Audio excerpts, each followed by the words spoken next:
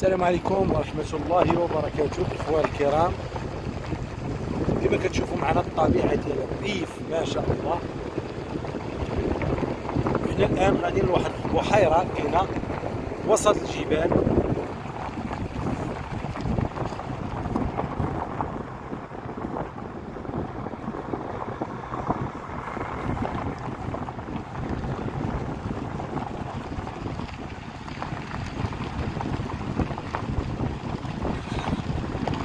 حنا في الجبال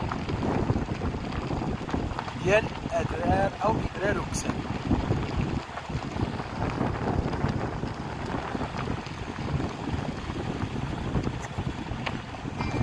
طبيعة خلابة ما شاء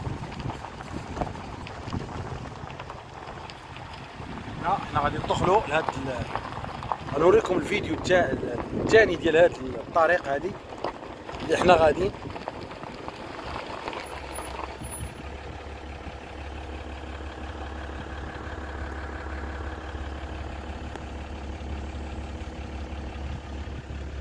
وتسناو ان شاء الله الفيديو المقبل باش غادي نوريكم البحيره، هذه البحيره اللي حنا غاديين ليها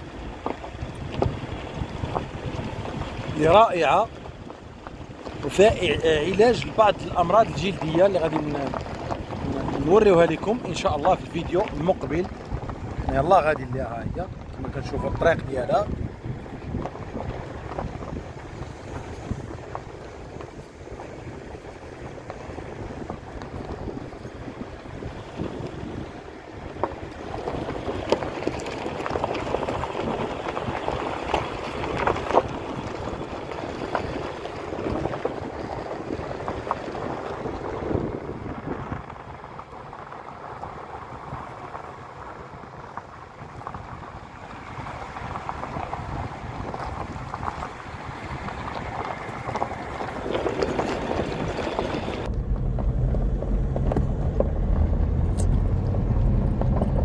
هنا هذه هي الطريق اللي غادي ندخلوا معاها كما كنشوفوا هنا.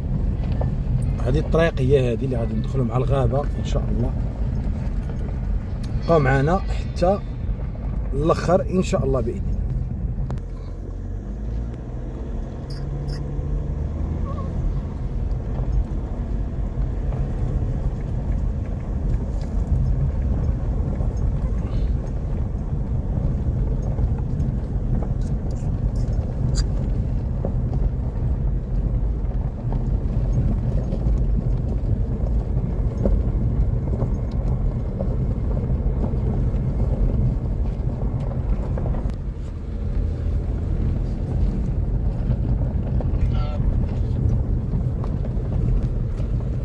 طريق صعيبة شوية ولكن زوينة يعني رائعة. ما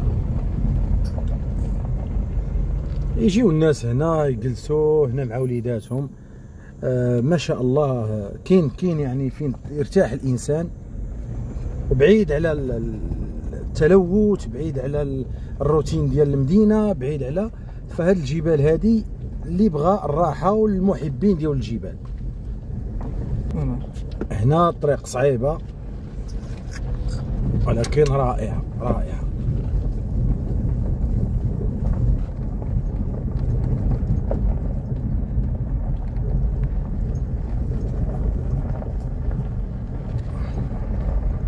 غنكملوا معكم ان شاء الله في الحلقة المقبلة باذن الله، وغادي تشوفوا المناظر الخلابة في هاد الجبال هادو. فما عليكم الا تبقاو معنا ان شاء الله، وغادي تمنظروا احسن ان شاء الله فيديوهات اللي غادي تشوفوا مع محمد زين الدين.